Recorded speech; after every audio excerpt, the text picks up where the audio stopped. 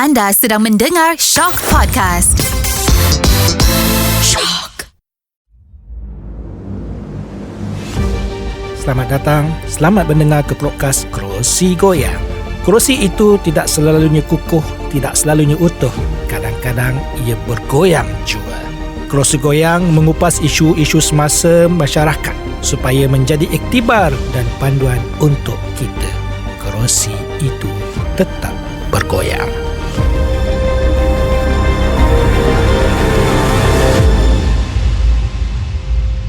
Berjumpa lagi kita di Kerusi Goyang. Wah, hari ni saya cukup takut kerana ada cikgu masuk studio. Cikgu ni saya tengok daripada luar tu, sama ada cikgu disiplin ataupun cikgu bukan disiplin. Rupa-rupanya bukan cikgu disiplin, maka saya okey lah. Dia tak bawa pembaris, dia tak bawa rotan. Maka kita kenalkan Zakirana. Assalamualaikum. Apa khabar, doktor? Baik adanya. Saya nak kena panggil cikgu ke?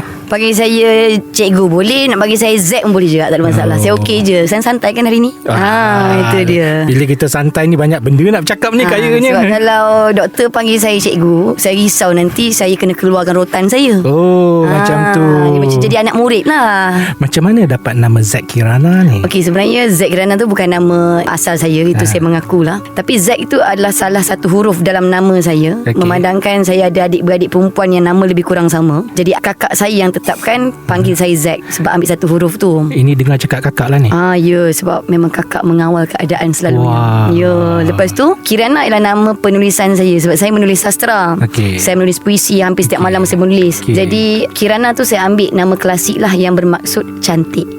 Kalau bukan kita yang puji diri kita, doktor, siapa lagi? Betul kan? Kita kena puji diri kita. Betul. Kita kena buat marketing untuk diri kita. Tidak orang tak kenal kita. Kunci keyakinan. Tapi saya masih muskil. Zack, banyak-banyak nama, kenapa Zack? Kirana tu saya boleh faham. Sebab nama sebenarnya Saliza. Saya ada kakak nama Salida, ada kakak nama Salina. Dulu orang panggil saya Sally. Kakak saya semua tiga-tiga panggil Sally. Tapi lepas satu ketika tu kawan saya ramai sangat panggil Sally, jadi kakak saya keliru. Engkau, aku bagi nama engkau Zack sebab muka engkau macam orang Samsing, dia cakap. Ni mesti bongsu ni. Tak, saya anak yang ke-8 daripada 12 orang adik-beradik. Keluarga besar. Ya, bergaduh tak?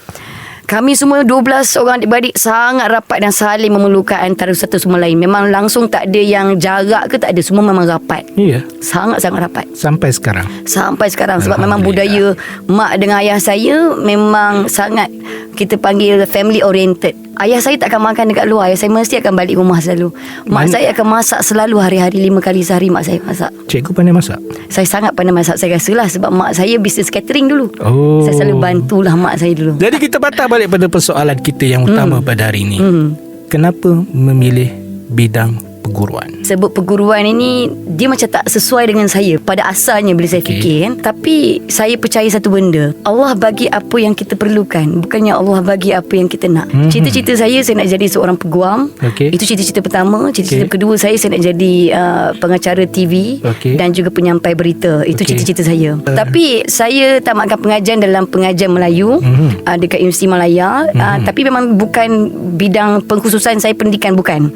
Saya memang pengkhususan saya untuk pengajian bahasa lah. Dan saya tak jadi peguam sebab mak saya kata macam ni. Mak saya tahu saya pandai bercakap. Mak saya kata, "Mak risaulah kalau awak salah membela orang yang silap kan." Saya seorang yang sangat mendengar cakap mak dengan ayah. Ayah saya nak saya masuk Universiti Malaya pun saya cuba apply untuk masuk ke Universiti Malaya. Dia tak nak universiti lain Dia tak nak universiti lain. Dia nak salah seorang anak dia sebab belum ada lagi dan ramai-ramai kan. Dia nak seorang, dia kata. Itu pun dia tak cakap kat saya. Saya dengar dia berbisik kat mak saya. Kan dulu kita boleh request 8 kan. Betul. Saya padam balik yang keempat, saya letakkan UM. Tapi doa dia sangat kuat, doktor. Doa dia memang dimakbulkan. Mengajar Melayu ni memang minat ke? Saya memang minat sebab arwah ayah saya mengajar saya ni, sebut tentang macam mana saya klik dengan bidang perguruan ni. Masa saya 6 tahun, kita dulu kan lambat belajar tadika kan dulu kan. Kita main betul-betul kan. 3 bulan saya masuk tadika, masuk umur 6 tahun. Saya dah pandai membaca. Ayah saya manfaatkan saya. Baca surat khabar dari muka surat pertama sampai muka surat terakhir setiap hari untuk 2-3 tahun berturut-turut. Pengetahuan saya tentang bahasa itu sangat kuat. Masa kecil lagi saya dah tahu dah tentang kosakata, tentang ekonomi dunia, ekonomi tanah air kan. tentang sukan. Semua kita dah tahu. Umur 6 tahun tu Baca utusan Jawi? Ya, saya baca tulisan Jawi. Dua-dua saya baca. Ayah saya kadang-kadang dia beli 2-3 jenis surat khabar. Jadi saya bacakan untuk dia. Dia duduk kat atas kursi malas. Kadang-kadang bila tidur tu kita ngelak lah. Itu yang masa tu saya rasa saya sangat suka bahasa. Saya suka buat ayat. Cumanya macam mana saya termasuk dekat dalam bidang pendidikan ni, sebab asalnya saya ganti seorang kawan saya. Saya baru habis master masa tu. Master pengajar Melayu juga? Master pengajar Melayu dekat Isri Malaya juga. Dan saya tengah sembuhkan diri masa tu sebab arwah ayah saya baru meninggal. Healing gitu kan. Okay, lepas tu kawan saya call saya. Kawan saya kata, Zack, dah habiskan master kan? Dah habis dah. Aziz dah sangat mengandung, tunggu masa je nak bersalin, dia kata.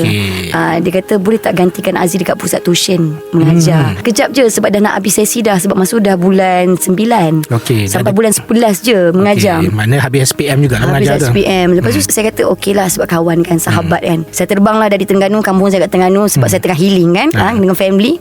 So saya datang ke KL. Saya penuhi permintaan kawan saya. 2 bulan lebih saya mengajar kat situ. Tapi bos saya pula, majikan saya, suka saya mengajar Di pusat tuition di pusat tuition. Cikgu bahasa Melayu susah nak cari yang bagus kan. Yang bagus itu yang saya nak dengar tu. Betul, yang bagus susah nak cari sebab bahasa ni melibatkan hukum sebenarnya. Majikan saya suka. Lepas tu dia kata, Zack, hang bagus mengajar. Dari Terengganu boleh cakap utara pula. Dia kata, antara bos saya lah. Okay. Hang boleh mengajar. Dia kata, aku nak hang ni kerja dengan aku tetap tahun depan. Tahun depan tu saya setujulah terima, tapi saya tak ambil setiap hari. Saya ambil dalam seminggu tu saya kerja 2 hari saja. Lepas tu tahun depannya saya baru sedar sebenarnya jadi cikgu ni seronok. Sebab saya tengok anak murid meraihkan ilmu saya seperti sebuah pesta. Wah, bila jumpa kita kan, bagi salam kat kita. Jumpa kita nak balik, salam cium tangan. Alhamdulillah. Saya rasa hubungan saya dengan anak-anak murid tu rapat.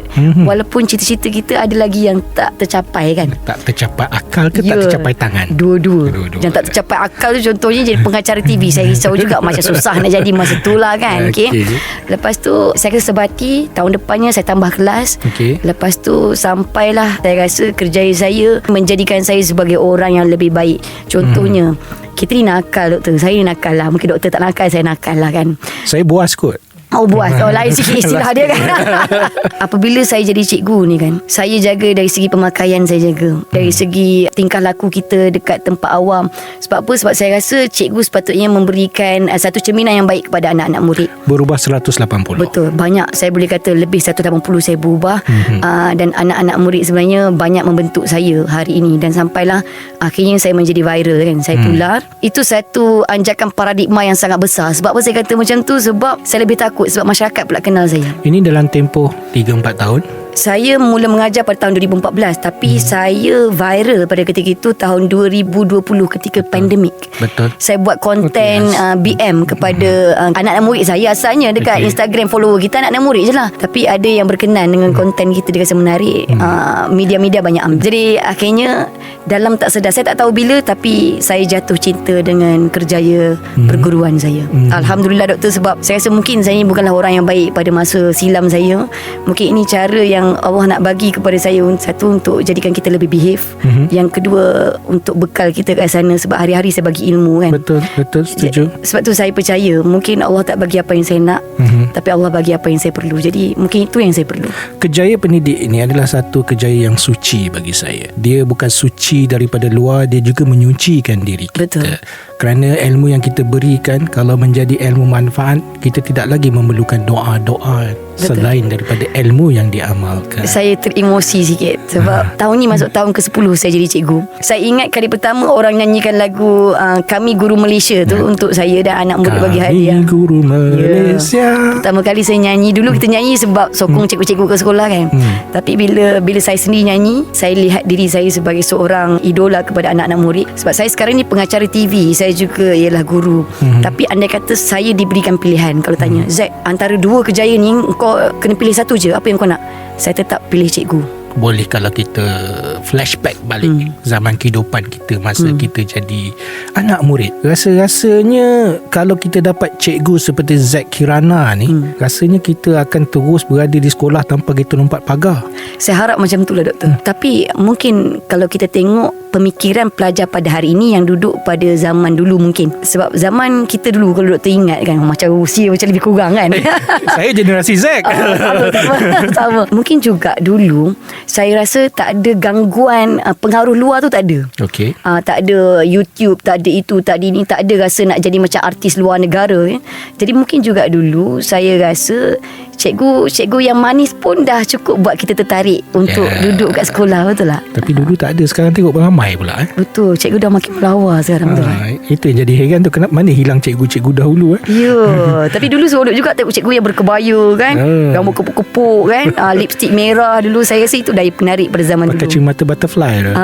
Betul kan, selalu saya kat tepi. Itu yang saya nak cerita pada hari ni. Kita nak cerita tentang PDP, pembelajaran dan pengajaran. Kalau kita lihat statistik 2-3 hari yang lepas, kita menunjukkan pelajar-pelajar yang lepas SPM ni dah tak minat nak belajar. Betul. Bagi saya ada dua sebab. Pertama, pelajar tak nampak masa depan, ataupun orang kata tak nampak ke mana nak tuju selepas dia habis SPM. Kalau dilihat suasana kekangan semasa menunjukkan memerlukan pada kewangan. Nombor dua, dia melihat mereka-mereka yang sambung pelajar, yang belajar ni masuk universiti dan akhirnya keluar, bergraduat, tidak ada kerja.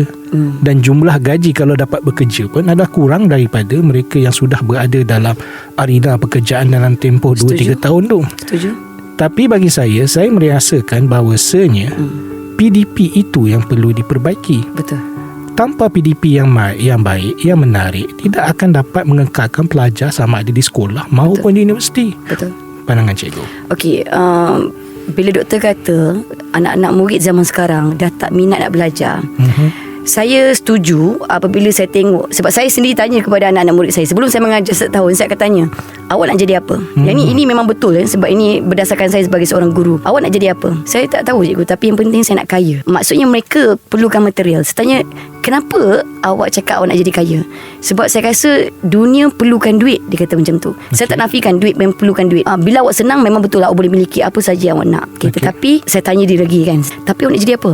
Saya tak tahu lah cikgu. Saya tengoklah peluang, mana tahu nanti saya jadi YouTuber ke, saya jadi itu ke. Bila saya tanya apa yang mempengaruhi mereka untuk utamakan duit berbanding dengan kerjaya sebenarnya, awak tak tahu apa hala tuju awak, tapi awak tahu nak kaya. Mereka kata ramai je yang tak belajar tinggi-tinggi cikgu, tapi cuba tengok selebriti tu. Mana material cukup penting dalam kehidupan kita. Betul. Tapi bagaimana dengan ilmu pengetahuan selepas ini? Sebab tu saya selalu cakap dekat anak-anak murid saya, ilmu ini bukan untuk awak bekerja apa-apa, bukan. Ilmu ini untuk membentuk disiplin awak supaya awak ni bukan jadi manusia yang mudah ditipu dalam kehidupan. Tapi ilmu juga diperlukan untuk jadi scammer. Betul juga tu kan. Betul. Tapi kita percayalah, kalau kita belajar kat sekolah-sekolah kan, pasti kita belajar benda yang baik, sebab bersama dengan teras-teras nilai murni. Betul. Seperti agama dan moral. Betul lah ya. Jadi saya setuju. Sebab itulah bila kita tengokkan tingkah laku anak-anak muda, terutamanya pelajar sekolah kan, contohnya lah kan, ada yang berani jual dadah pun dalam kalangan mereka. Ada yang berani jual gokok dekat kawan-kawan.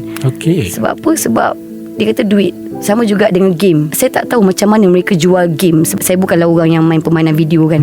Ada juga macam tu. Saya kata apa benefit dia? Saya dapat duit ekstra, tapi kelas tak pergi, sekolah tak masuk. Itu masalahnya. Sebab mereka semua berteraskan duit. Saya nak patah balik pada soalan tadi. Adakah kerana PDP, cikgu-cikgu kita gagal menghayati, teras untuk menjadi guru? Itu yang pertama. Nombor dua, gagal menghayati ilmu tersebut. Dan nombor tiga, gagal menyampaikan ilmu. Pada pendapat saya lah, kita tak boleh letak 100% perkara ini atas bahu cikgu. Kita juga kena tengok juga peranan ibu bapa dekat sini.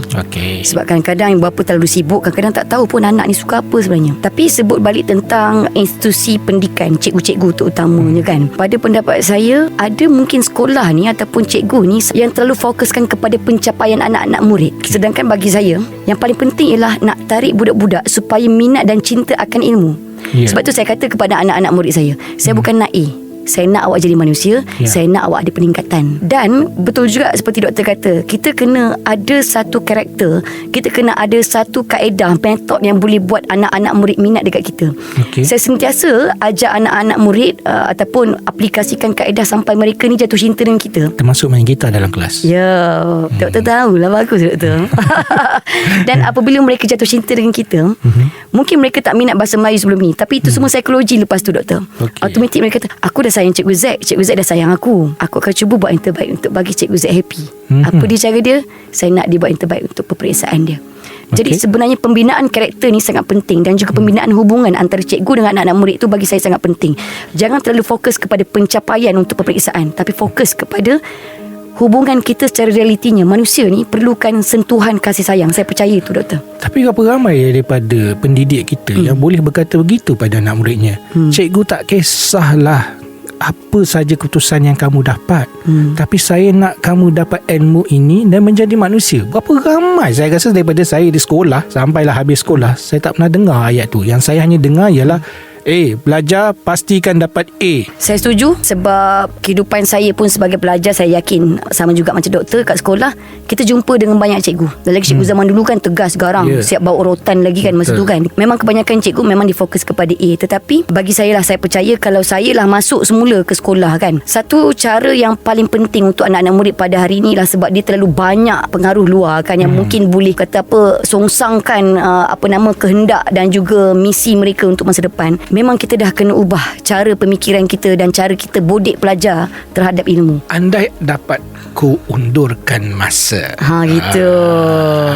Apa yang Cikgu Zakirana nak ubah dalam PDP ni, dalam pengajaran pembelajaran? Saya rasa yang paling banyak perlu diubah, saya setujulah, dari segi psikologi, dari segi mentaliti, karakteristik guru-guru. Sebab bagi saya, jangan terkejut kalau saya katakan ramai anak-anak yang tak selesa nak luahkan perasaan kepada ibu bapa sendiri. Mereka lebih memilih guru sebenarnya untuk meluahkan perasaan. Sebab saya banyak terima luahan perasaan anak-anak murid yang mana ibu bapa selalu dia kata, cikgu, mak dengan ayah saya selalu anggap saya budak kecil. Cikgu, saya dah 17 tahun cikgu, kenapa saya macam budak kecil kat mata? Pasal dia panggil baby. Cuba dia panggil baby kan, cubalah panggil abang kan, abang-abang macam tu kan, bro-bro kan.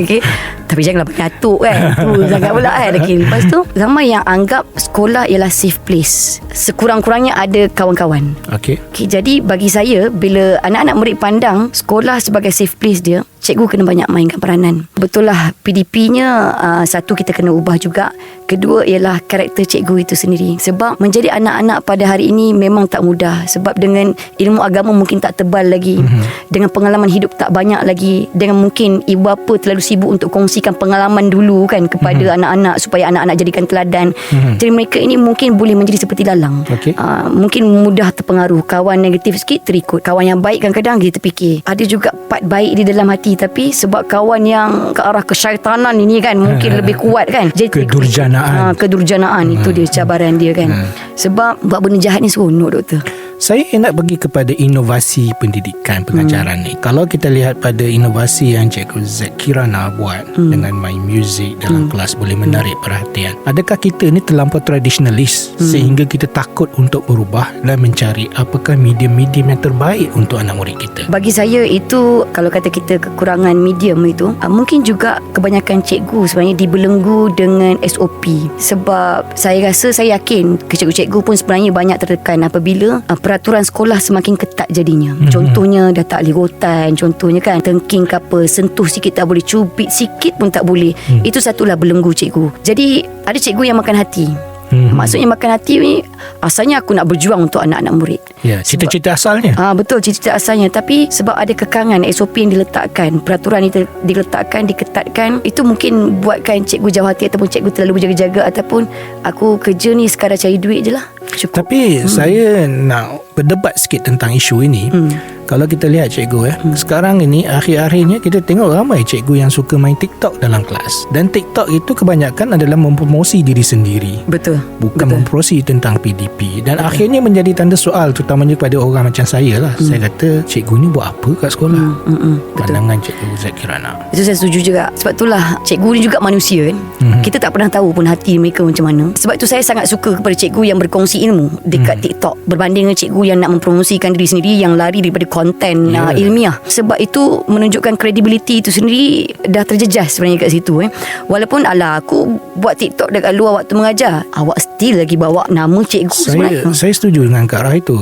Sehinggalah kita tamat usia, kita tetap guru 24 jam. Kerana orang tak pernah kata jadi cikgu ni hanya di sekolah. Di luar sekolah pun dipanggil cikgu. Betul. Ini menyebabkan credibility, kepercayaan masyarakat terhadap guru itu menjadi luntur. Sebab itulah orang kata kan nilai setitik rosak susu sebelanga. Masalahnya bukan setitik dah ni. 5-6 titik kan, kadang-kadang setong yang jatuhnya kan, habis semua dah berjangkit. Tapi betul lah doktor, sebab itulah kadang-kadang saya percaya kementerian pun kadang-kadang ditelan mati mak, di luar mati bapa. Takut juga cikgu ni rasa tercengkam. Tetapi bagi saya, cikgu ni sepatutnya dah dewasa, ada banyak pengalaman, dah boleh buat pertimbangan akal yang waras, dah tahu baik buruk. Kalau saya sendirilah dekat depan lensa kamera, saya tahu apa yang nampak gedik, apa yang nampak gatal, apa yang nampak tak manis. Dan saya lah, kalau saya buat benda-benda yang menggeletis kat depan kamera, saya malu nak letakkan diri saya sebagai cikgu. Itu yang saya menjadi satu persoalan untuk diri saya. Apa pandangan terutamanya anak-anak murid terhadap istilah-istilah tadi, 3G tadi. Gedik, gatal kan. Kalau orang Terengganu gelenyar, tambah satu lagi. Jadi dia menjadi seorang guru dan masyarakat sudah melihat itu penampilannya dalam media sosialnya. Jadi macam mana masyarakat, terutamanya anak muridnya, melihat persembahan guru tersebut? Betul. Nak menerima ilmu pula daripada guru itu. Betul. Sebab itulah kita tengok kan dekat sekolah ni, saya percaya kita akan menarik kelompok orang yang sama dengan kita. Contohnya, cikgu tu suka berjoget, menari kan. Yang akan suka dekat dia adalah budak-budak yang macam tu juga. Dia akan tarik crowd yang macam tu juga, saya percaya. Tetapi dalam masa yang sama, saya juga percaya bahawa perkara ini takkan naikkan penghormatan kepada cikgu itu sendiri.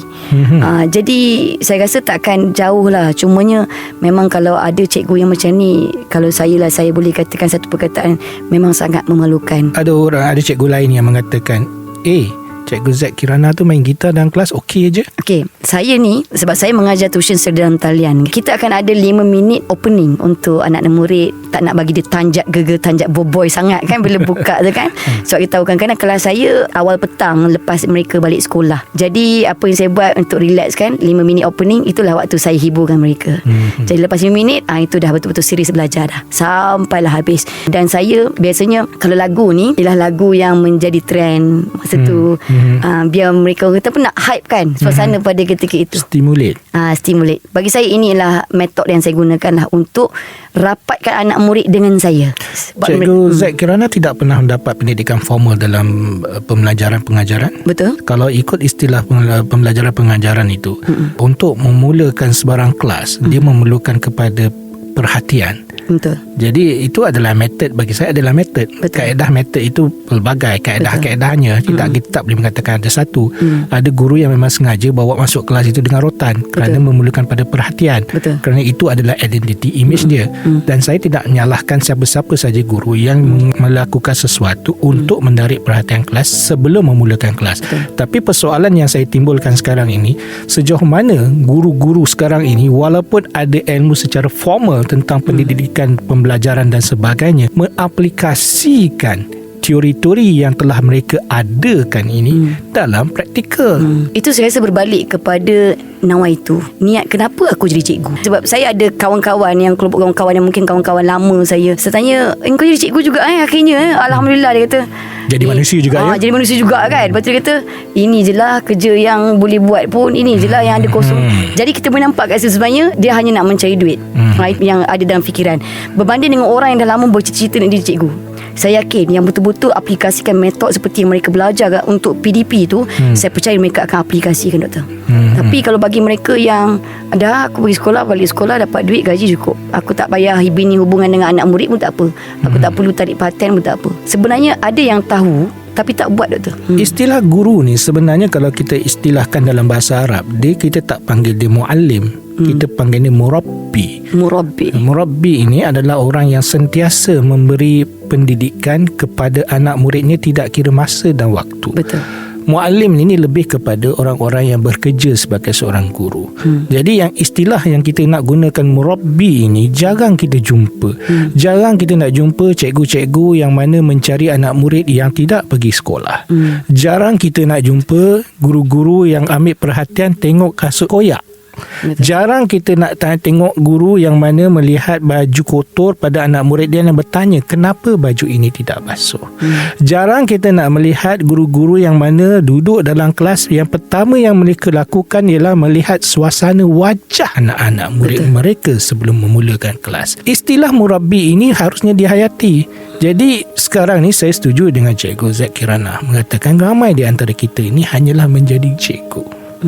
Dia tidak pergi beyond that, tidak keluar daripada kotak menjadi seorang yang menyampaikan ilmu. Istilah saya menyampaikan ilmu kerana dia tidak mempunyai perasaan terhadap ilmu tersebut. Setuju. Rasanya kita boleh berubah atau tidak? Saya rasa ini berbalik kepada diri sendiri sebenarnya, doktor. Sebab bila tengok kerjaya sebagai cikgu, dengan golongan cikgu ni pun biasanya golongan yang dah dewasa dan matang. Bagaimanapun sistem ini kita ubah, doktor. Contohnya buat kursus banyak mana pun, tapi kalau diri sendiri tak nak berubah tu susah. Sebab mindset tu duduk dekat dalam diri kita sendiri. Penting untuk banyakkan program-program untuk bantu cikgu-cikgu kita sendiri supaya lebih ikhlas dalam mendidik anak-anak murid. Sebelum pergi jauh, saya nak tanya, kenapa wujudnya sekolah-sekolah tuition ini sebenarnya? Kaedah pengajaran dekat sekolah dengan tuition dia berbeza. Contohnya dekat sekolah ini mereka akan ikut silibus lah, betul? Boleh saya katakan kerana dibayar lebih, maka lebihlah didapatnya. Saya setuju, tujuan keuntungan itu saya setuju. Lebih kepada pihak pengurusan lah, okay? Tetapi kalau ikutkan saya sendirilah, sudut pandang saya sebagai seorang guru tuition sendiri, kalaulah kita sekadar mengajar saja, saya percaya student takkan lekat. Sebab bila tuition, mereka ada pilihan untuk masuk ataupun keluar. Tak ada siapa nak menilai di situ. Betul. Jadi dekat situlah saya letakkan diri saya sebagai pesaing kepada diri saya sendiri, yang mana aku kena jadi cikgu yang bagus supaya anak-anak murid aku lekat dengan aku, supaya adik-adik dia tahun depan akan ikut kelas aku juga. Okay, jadi dekat situ, walaupun mungkin orang nampak macam motif keuntungan tidak dapat dinafikan. Memang lagi-lagi dalam talian, doktor, pelajar satu Malaysia, doktor. Tapi dalam masa yang sama, saya kena berjaga-jaga. Contoh, bila kita bercakap dalam talian, orang boleh record kita. Silap cakap sikit, habis. Silap bagi fakta, memang habis. Saya akan memang kena condemn lah. Viral sama ada jadi baik atau viral secara tidak baik. Betul, itu dia. Lepas tu, dia akan menjatuhkan semangat saya. Bila contoh minggu ni saya tengok pelajar saya, contohlah dalam kelas saya, pelajar saya ada 500.5. Tiba-tiba minggu depan, alamak, student kenapa jadi 420? Banyak jatuh. Jadi itu memberikan saya satu suntikan semangat untuk terus bekerja keras dan menjadi guru yang lebih baik setiap hari. Jadi maknanya untuk Cikgu Zack Kirana ni ada KPI yang tertentu. Ya, betul. Maknanya KPI yang bukan ditentukan oleh siapa-siapa, tetapi diri kita yang menentukan. Saya yang letakkan itu. Atas dasar kerana kita sayangkan negara ini. Dan saya percaya satulah, bekerja ialah ibadah. Dan saya nak duit saya berkat. Kita selalu terikut dengan kata-kata ustazah dulu masa sekolah, yang mana dia kata duit kita, pendapatan kita akan jadi darah daging. Setuju.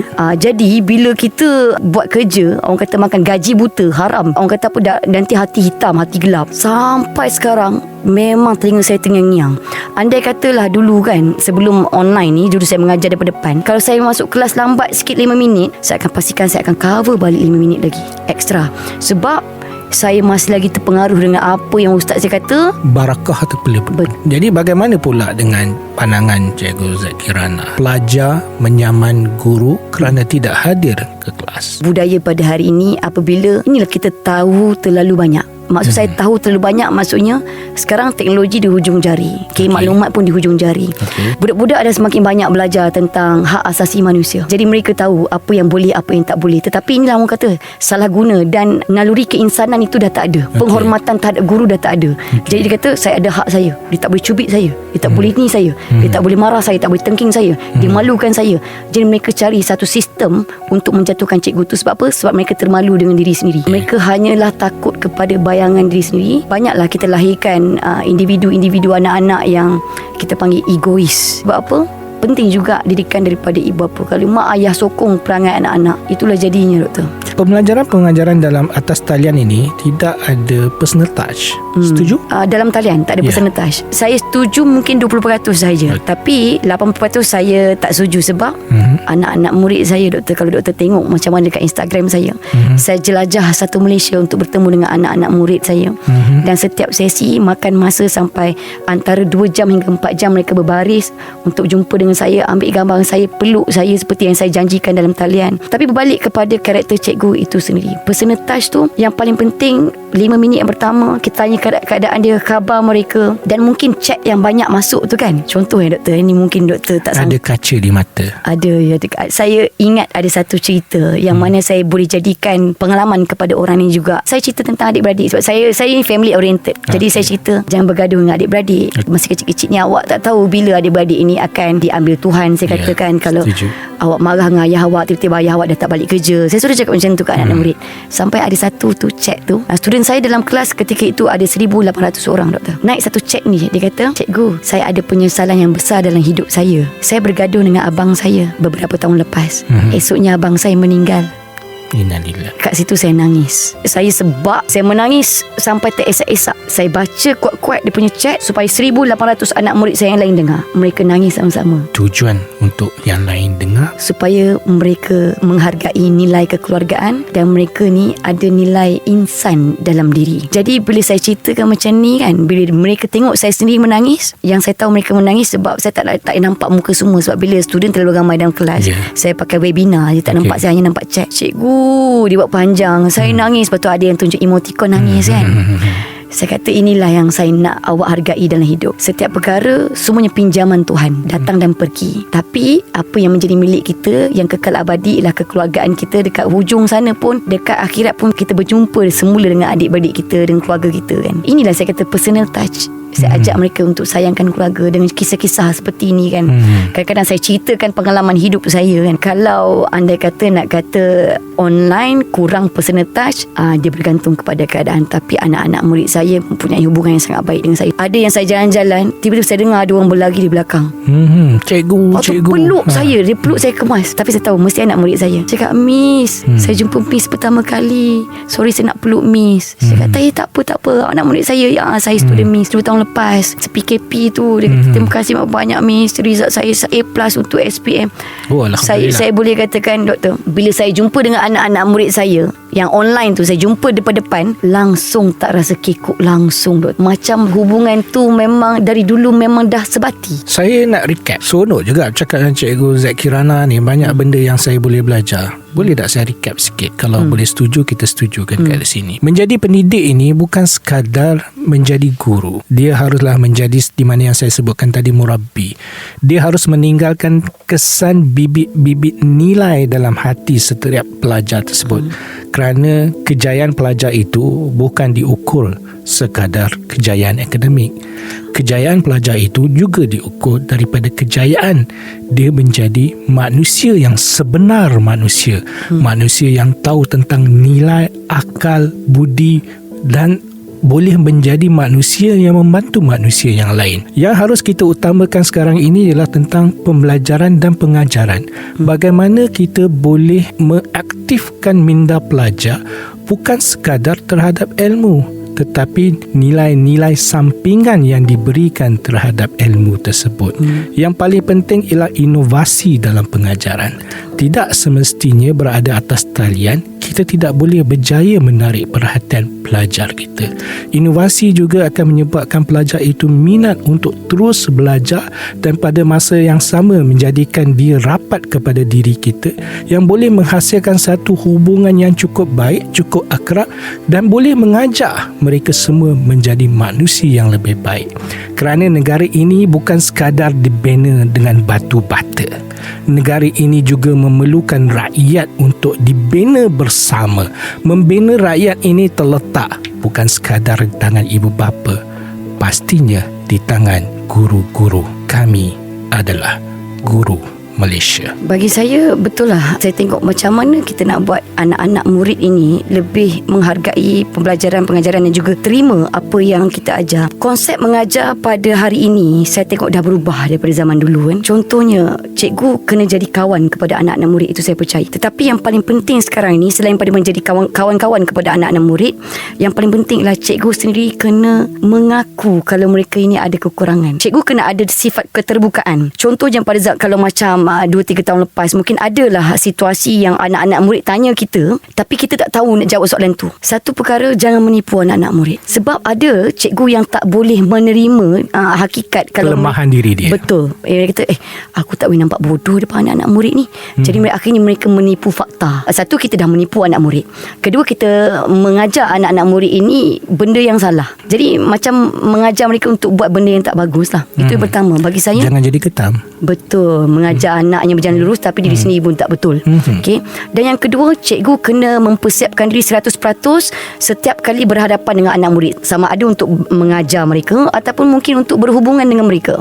Okay, bila saya kata kena bersedia tu, maksudnya cikgu sepatutnya lebih banyak kena tahu dan lebih banyak kesabaran, lebih banyak orang kata apa, benda-benda yang lebih baik lah daripada anak-anak murid. Contohnya lah, maksud saya kan, bila nak mengajar kita kena bersiap sedia mental dan fizikal. Okay. Ada cikgu yang masuk mengajar dalam keadaan mental dia tak stabil. Dia bawa isu-isu di luar dalam kelas. Betul. Sebab itulah bila mereka lepaskan kemarahan kepada anak-anak murid itu, sebenarnya mereka tak bermaksud nak lepaskan kepada anak murid, tapi sebab memanglah betul cikgu ni manusia biasa, tapi sebab mungkin bergaduh dengan suami kat rumah, bergaduh dengan isteri kat rumah, dia lepaskan kepada anak murid. Bagi saya itu sangat penting. Sebab apa? Sebab itu juga berkaitan dengan emosi. Boleh tak dia letak semua di luar kelas? Ya, sepatutnya cikgu kena profesional. Ini memanglah bukan mudah untuk kita kuatkan diri kita, tapi bagi saya, andai kata benda ini lekat kepada anak remaja yang sedang berkembang pemikiran mereka, ini sangat bahaya. Setuju. Mereka akan terima benda itu dalam hidup bulat-bulat dan mereka akan aplikasikan benda itu ketika mereka kat luar sana. Dan ketiga, apa yang guru kena buat, betul seperti kita kata, bukan setakat kita nak mengajar kau kena dapat A ataupun bab 1 sampai bab 18 kita kena khatamkan.